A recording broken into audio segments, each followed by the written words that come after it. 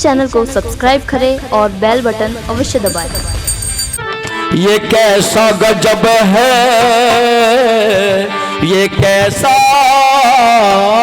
सितम है। शब्दों को ध्यान दीजिएगा। हो इस देश की खातिर जो छाती पर, वो वतन की खातिर जो छाती पर खा खा मर गए गोलियां, उनके बलिदानों की ये नेता बोल रहे हैं बोलियां। ये कैसा गजब है, वो ये कैसा सितम है, कैसा गजब है, वो ये कैसा सितम है।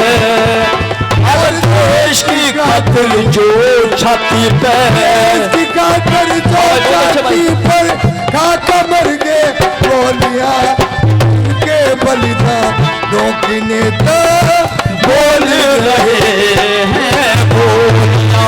ये कैसा गजब है, वो ये कैसा सितम है, कैसा सितम है, हो ये कैसा सितम है। वो रेल में थे, हम जेल में थे, जेल में थे, हम जेल में थे, वो शेल में थे, हम दहल में थे। ये न वही राज पे कब्जा कर गए जो अंग्रेज की गैल में थे। हम सब धक्का फेल में थे, कहीं जलाए जेल में थे। वही राज पे कब्जा कर गए जो अंग्रेज की गैल में थे। हम सब धक्का फेल में थे, हम सब धक्का फेल में थे। अरे राजगुरु सुखदेव भगत सिंह हो, राजगुरु सुखदेव भगत फांसी पे चढ़ गए टोलियां, उनके बलिदानों की नेता बोल रहे हैं बोलियां।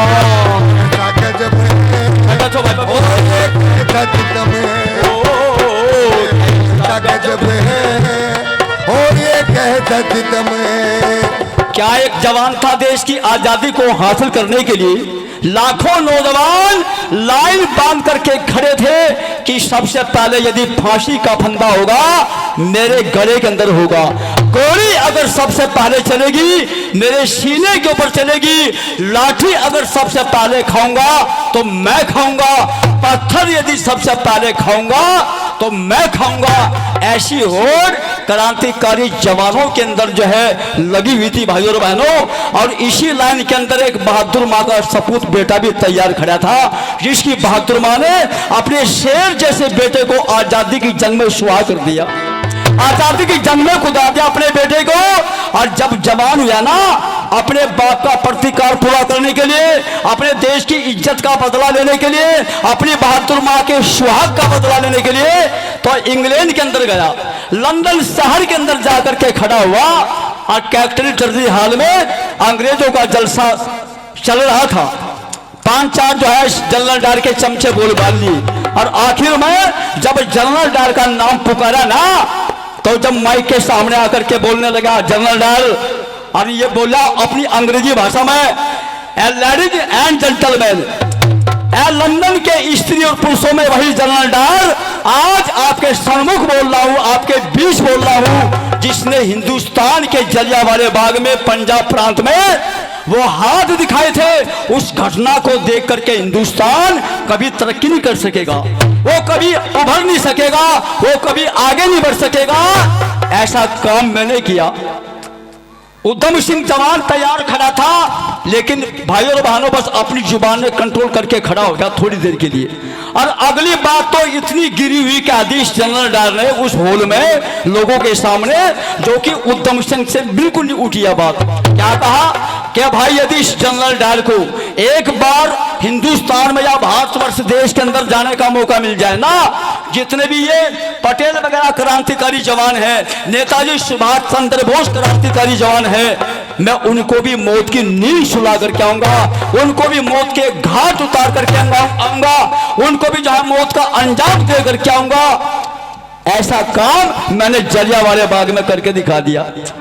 उधम सिंह ने जो हाथ में डिक्शनरी ले रखी थी ना नौजवानों, बस उस डिक्शनरी को फाड़ दिया, रिवॉल्वर निकाल लिया और रिवॉल्वर के घोड़े पर उंगली धर करके स्टेज के ऊपर जाकर के खड़ा हो गया जनरल डार के सामने।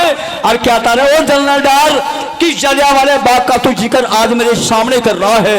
अरे उस जलियांवाले बाग का बदला लेने के लिए तो आज भारतीय शेर तेरी छाती के ऊपर खड़ा है। अगर तुझे कहना है ना, तुझे बोलने का मौका दूंगा, भागना चाहता तो भागने का अवसर भी दूंगा, लेकिन मर्दाना जवान था, भागने नहीं दिया जनरल डार को। 3 गोली जो है धाए धाए कहते हैं उसके जो है कलेजे के अंदर जो है दाग दी और उसको मौत के ढेर कर दिया भैया, मौत के घाट उतार दिया। ऐसी जवानी चाहिए मेरे देश को। चर्चा कर रहा था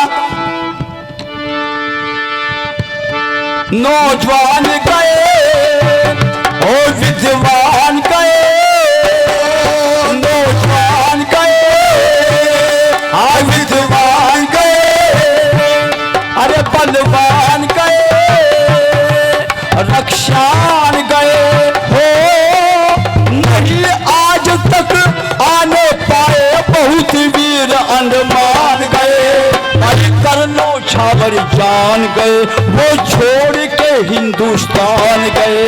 अरे मारा मारा फिरा बेचारा हो, मारा मारा फिरा बेचारा सुभाष लेके झोलिया उनके परतानों की नेता बोल ये कैसा गजब है, ये कैसा सितम है वो कैसा गजब है। जल्दी में आखिरी कली को सुनिएगा। स्वराज शब्द का इस्तेमाल करने वाला स्वामी दयानंद सरस्वती से पहले कोई नहीं जानता था।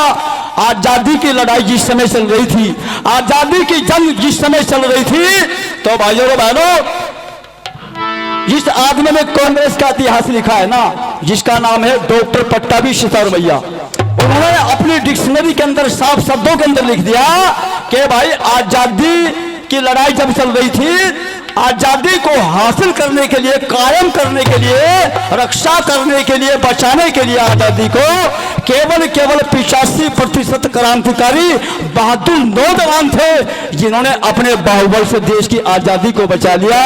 आज जो खुली हवा के अंदर सांस ले रहे हैं ना अम्बेडकर के, उन्हीं जवानों की जो है बदल ले रहे हैं, वरना भाई हम जो है जिंदा नहीं रहे थे। मरे कौन, मरता कौन है? जो कब्र में गाड़ दिया जिंदा है।